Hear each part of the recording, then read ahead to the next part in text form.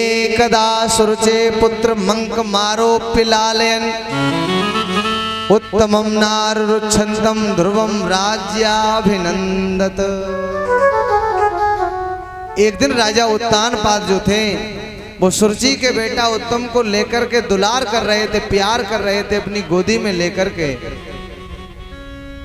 पालती मोर के जब हम बैठते हैं तो अपने दो घुटने निकल जाते हैं, ऐसे ही एक घुटने पर उत्तम बैठा था और जो दूसरा घुटना खाली देखा ध्रुव ने तो ध्रुव उस पर चढ़ना चाहा।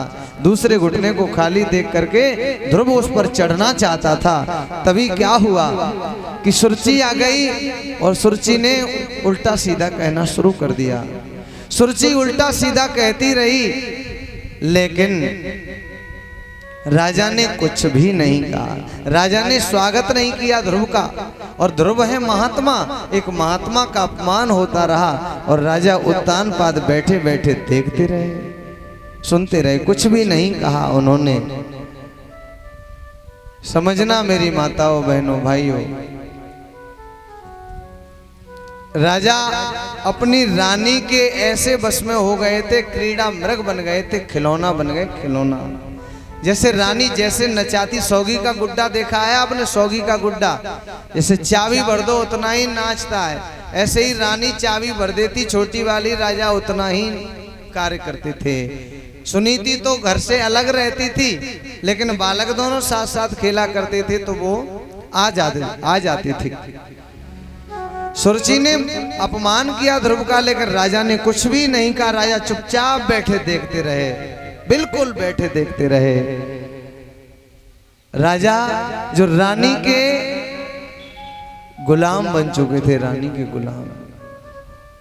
और परीक्षित जी, यज्ञपति जी महाराज, शेर जब भेड़िया बन जाता है, शेर जब भेड़िया बन जाता है तो बड़ा नुकसान हो जाता है। जैसे आज का युवा जो है अपने आप को भूल गया है और गुलाम बन गया है। किसका?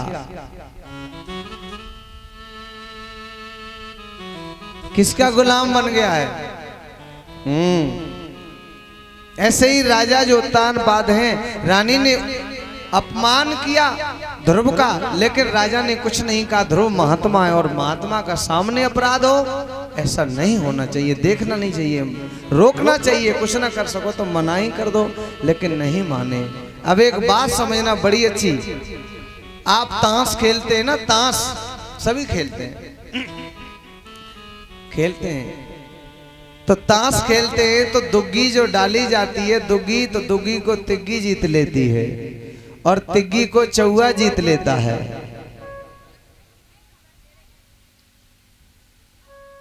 थोड़ा ध्यान दें सभी, अच्छा लगेगा।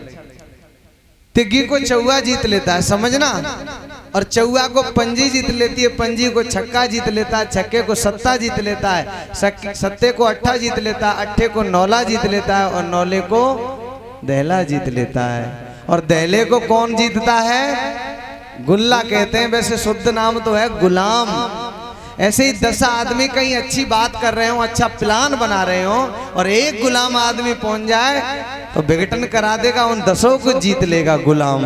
तो दहले को किसने जीता? गुलाम ने। लेकिन गुलाम व्यक्ति किसी से नहीं जीता जाता, क्योंकि वो तो लड़ने को तैयार हो जाता है। अगर कोई बात होगी तो तुरंत कहे मुझे कम समझता है, तुझे देख लूंगा। तो गुलाम से सभी डरते हैं, सभी दूर रहते हैं, कोई नहीं जाता उसके पास में। लेकिन गुलाम को कौन जीतता है? बेगम।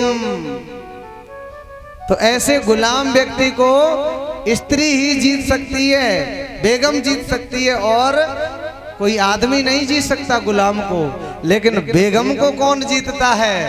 आहा हा, बादशाह है। बादशाह कौन है? जो अपने मन की करता है। तू रहे तो रहे, मम्मी पापा के साथ रहेगी तो रह ले, और जाए तो चली जा। और बार बार कुंडी लगा लेती है कमरा की, फांसी लगा लूंगी, जहर खा लूंगी, मर जाऊंगी। कहते जा मर जा, मरे तो देख ही जाएगी, होगा सब। तो समझ लो फिर वो आपके कहे में चलेगी। और जो आप डर गए कि फांसी न लगा ले, कहीं जेल न हो जाए, और आप डर गए तो सारी जिंदगी जैसे सुरुचि नचा रही थी ऐसे ही नचाएगी सारी जिंदगी, मरेगी नहीं। और नचाएगी आपको जरूर। तो इसलिए बादशाह बेगम को तो बादशाह जीतता जो अपने मन की करता है कि नहीं सुननी किसी की। अगर माँ की भी बात माननी है, तेरी भी माननी है, सबकी माननी है, तो ऐसा जो होता है वो बादशाह होता है। लेकिन बादशाह को कौन जीतता है? इक्का कहते हैं लेकिन शुद्ध शब्द है एका। एका एका हो जाए अब की बार मोहर यहां लगानी है, और जिधर एका हो गया का मोहर अब की बार तो एका जीतता है बादशाह को, और जिधर मोहर ज्यादा लग गई वही बादशाह बन जाता है। तो एका बादशाह को जीतता है। यहाँ जो राजा है ना वो कुछ कह नहीं सके क्योंकि रानी के क्रीड़ा मृग बन गए, खिलौना बन गए, इसलिए। और देखते रहे, सुरुचि अपमान करती रही राजा उत्तानपाद का, वो ध्रुव का, लेकिन वो कुछ नहीं बोले। ध्रुव चले गए।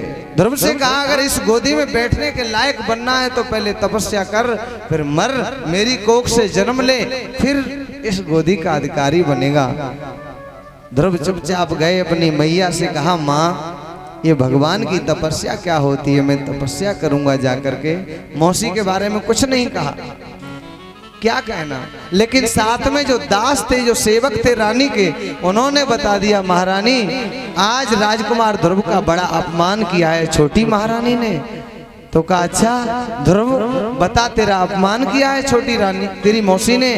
कहा नहीं भैया मौसी ने कुछ बुरा नहीं कहा, मौसी ने तो इतना कहा था सिर्फ कि जा तू भगवान की तपस्या कर, तपस्या करके मर और मेरी कोख से जन्म ले ले तो राजा बनेगा। तो मौसी ने कितनी अच्छी बात कही है तपस्या करने की।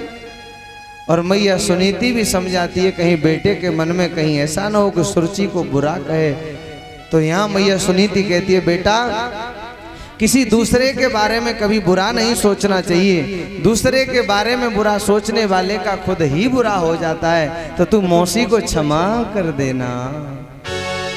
माताओं आपके साथ किसी ने गलत व्यवहार किया, आपके साथ किसी ने बुरा भला कहा है, अगर आपने क्षमा कर दिया तो समझ लेना आपको ईश्वर बड़े से बड़े पाप से क्षमा कर देगा। और आपने किसी को क्षमा नहीं किया है तो ईश्वर भी आपके पाप को क्षमा नहीं करेगा, इसलिए क्षमा कर दो।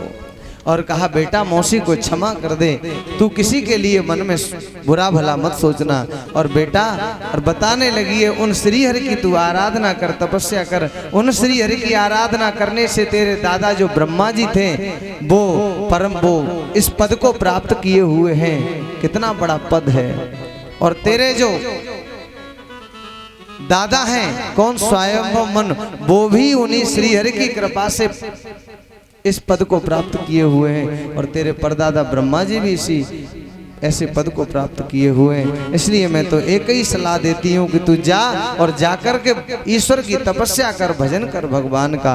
और वो जो राजा का बेटा है ध्रुव और चलने लगता है माँ से आज्ञा लेकर के, माता मुझे आज्ञा दे दे मैं तपस्या करने के लिए जाऊंगा।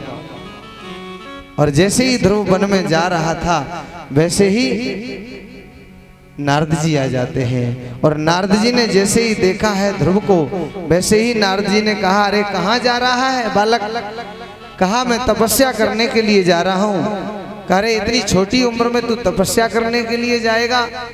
कहा जी हाँ तपस्या करने के लिए अवश्य जाऊंगा। क्यों? का मेरी मौसी ने जो कटवचन कहे मेरे हृदय में वो तीर की तरह चुभ गए, मैं उन्हें भुला नहीं सकता किसी भी कीमत पर, और मैं उन्हें भूलूंगा नहीं। मेरी मौसी ने जो बात कही है।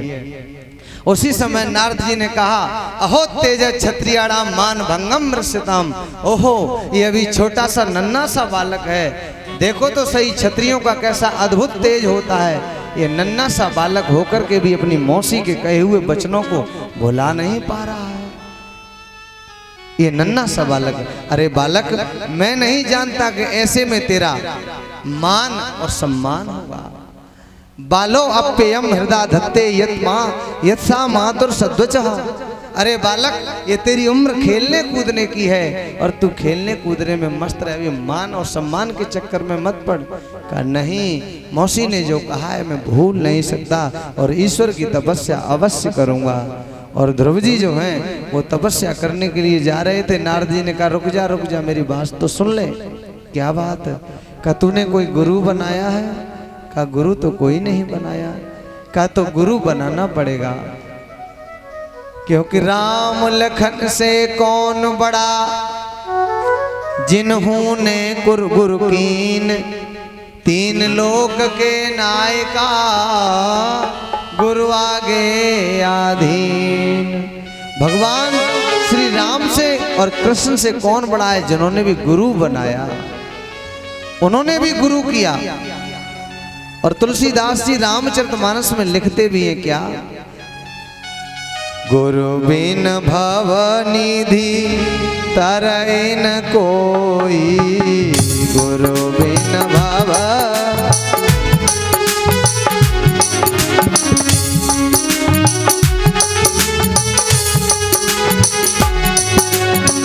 गुरु बिन भव निधि तरई न कोई, जो बिरंची शंकर सम होई, जो बिरंची शंकर सम होई।